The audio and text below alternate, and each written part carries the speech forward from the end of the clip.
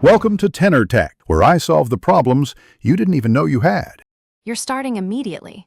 Reboot into UEFI/BIOS and enable advanced options. Once there, verify the board reports secure boot capability and that UEFI mode is active. Firmware needs to control keys. Export or back up the platform key, key exchange key, and DB if they exist, because you'll restore them if something breaks.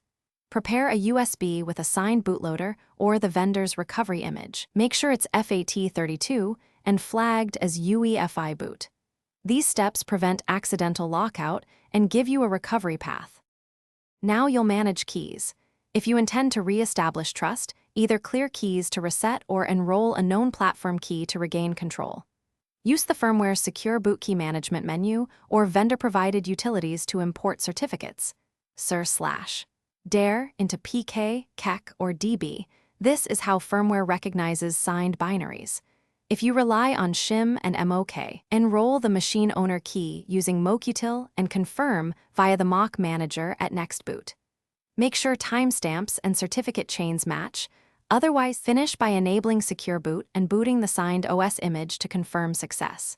You should see the firmware accept the signature and hand off to your bootloader. If it fails, make a controlled rollback. Either re-import your backed up keys or temporarily disable Secure Boot to regain access. When troubleshooting, inspect firmware boot logs, verify certificate chains and expiration, and ensure binaries were signed with the enrolled keys. If you still can't boot, use the vendor recovery USB to restore firmware state before retrying key enrollment. Thanks for watching. Subscribe to keep your life in tune.